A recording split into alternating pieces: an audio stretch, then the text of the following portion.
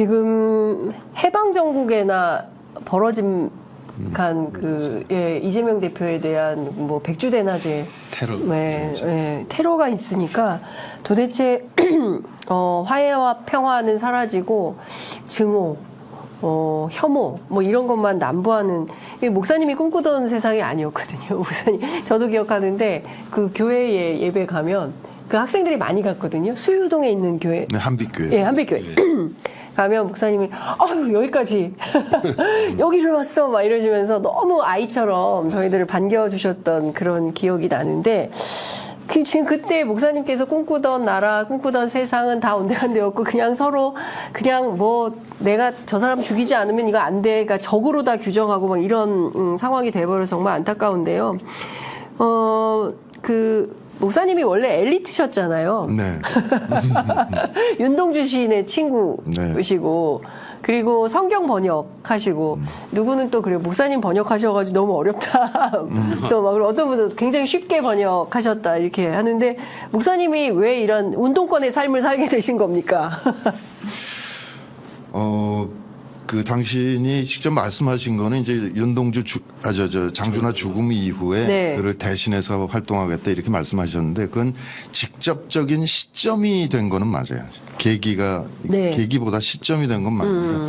이소선 어머님은 아니다 전태일 때다 이렇게 말씀하셨어요. 전태일 열사 후에 어머님이 이제 그 피복로조 만들고 그때 늘 방문하셔서 격려하고 뭐 헌금도 하고 밥 사주고 뭐 그러셨다고 그래요. 그러니까 사실은 역사적 이렇게 길게 보자면 인물 중심으로 설명을 하자면 윤동주를 일제에 잃었지 않습니까? 네.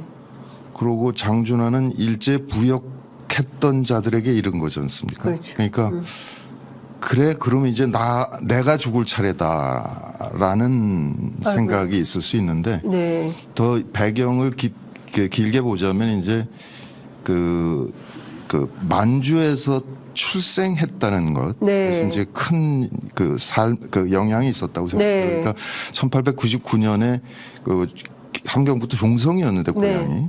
거기서 5 가문이 유교 가문이 집단으로 이주를 해서 명동촌을 만들죠. 명동은 동쪽을 밝게 한다. 그러니까 독립운동하겠다는 뜻이었고 그런 유교 집안이 만든 촌인데 거기 기독교를 받아들이거든요. 그러니까 기독교 받아들일 때 독립운동을 위해서 기독교가 가장 효과적이다라고 봤던 거예요. 그러니까 그때부터 어떻게 보자면 그 이후 그렇게 살도록 프로그래밍이 초반에 됐던 것이 이제 그때 이렇게 발현되기 시작을 했다. 그러니까 성경 번역이 지금은 그냥 간단하게 얘기하지만 그게 바티칸에서 구약을 번역하지 못하게 했습니다. 번역하면 이단이 나온다고 해서. 근데 그것이 번역을 허락한 게 68년이에요. 1968년. 68년에 처음 허락이 돼서 각국이 이제 자국어로 번역을 시작을 했는데 영어, 독일어 다음에 우리가 3번째로 나왔을 거예요. 그러니까 그 구약학자로서 이건 예상하지 못했던 거의 과업이 생긴 거죠. 일생일대 과업이 생긴 거였고. 그러니까 그것이 76년도에 이제 거의 처벌은 끝났고 이제 다시 최종본을 건드리고 있을 때니까 그때까지 억누르고 있었던 거죠. 참여를 내가 깜빵 가면 안 된다.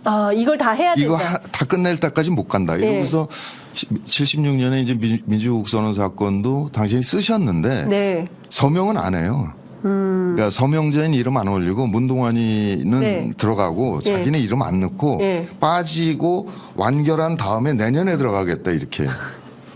감옥에 내년에 가겠다. 그랬는데 감옥을 이제 예약합니까? 근데 그러니까 이유정 선생, 문동환 선생 모두 다 이거 문동환이 썼다라고 막 팍팍 우기고 있다가 이제 문 목사 들어가서 내가 했다 그냥 그러니까 뒤집어진 거죠. 그러니까 이 늪범이라고 이름을 지은 것도 그런 측면이 있었어요. 그러니까 76년이면 제가 대학교 4학년 때거든요. 근데 장준하 선생을 보면 그 집도 우리하고 똑같이 3남 1녀입니다. 근데 일찍 돌아가셨잖아요. 아이들을 대학을 못 보냈어요. 장준하 선생. 가난해서 대학을 다니질 못했다고요. 그러니까 딸 하나는 김옥길 총장이 2대 총장 하던 시절에 4년 장학금을 줘서 유일하게 네. 학교를 나왔고 그러니까 그 전에 독립운동가들은 더 심했고요. 그러니까 늘 문목은 그러니까 젊은 시절부터 쭉 활동했던 그 많은 분들, 독립운동했던 분들부터 민정운동했던 분들, 그분들이 고생하는 걸 보면서 늘 미안했던 거죠 마음속에. 나는 애들 다 키웠고, 대학도 보내고. 네, 다 했고 이제 다. 근데 이제 와서 내가 그럴래니 이제 늦봄이다 이렇게 이름을 지으면서. 그 뒤늦게야. 모든 것을 장준하의 예. 대행 이렇게 이제 표현을 한 거죠. 예, 그러니까 그래서 뒤늦게야 세상을 보았다. 이런 네. 뜻에서 늦봄 문익환 예. 목사님. 제가 잠깐 아까 우리 네. 장준아 저기 성경 말씀, 네, 성경 네. 번역에 대해서 예, 예.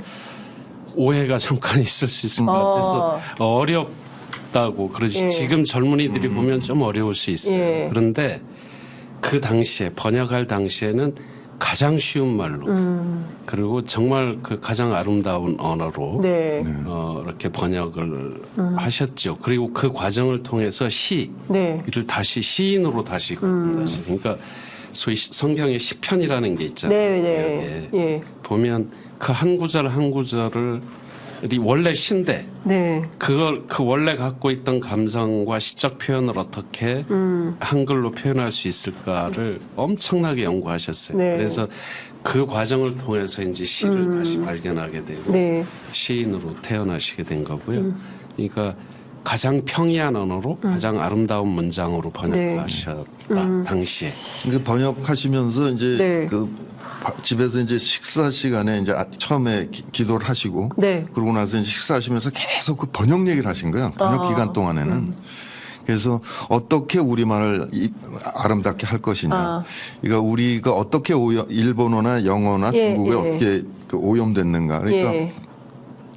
그 한자 개념어에 토씨만 달려 있거든요. 예, 예. 그러니까 예컨대 태양의 제국. 예. 그러면 5글자를 다 들어서 태양의 제국 그래야 이해가 된다는 거죠. 아. 근데 해가 지지 않는 나라 이렇게 하면 해가 지지 않는 나라 이러면서 이게 쭉 의미가 전달이 된다는 거였어요. 그러니까 우리말은 풀어서 해줘야 설명을 해줘야 쉽게, 돼, 쉽게. 전달이 된다 이제 이런 예. 말씀을 하셨고 그게 사실 제가 이제 그것부터 하면서 먹고 살 때 네.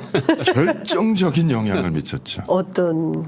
그러니까 그 나레이션이나 그 스튜디오 말들을 예. 가급적 문목 스타일로 바꿔서 이야. 우리 편안한 우리말로. 기자님들 방송인들도 좀 배우면 좋을 것 같아요. 그러니까요. 예. 네, 그러니까 그 비문이 너무 많아요. 관념어들 이런 것들을 가급적 덜 쓰고. 거기 이제 이호독 선생하고 그래서 굉장히 같이 친분이 있으셨던 거예요. 같이 활동 많이 예. 하시고 우리말에 대해서. 예. 아, 문 목사님이 살아계셨어요. 그러면 지금 참 이 황당한 세상에 얼마나 참 그 등대 같은 역할을 해주셨을까라는 생각이 좀 드는데요.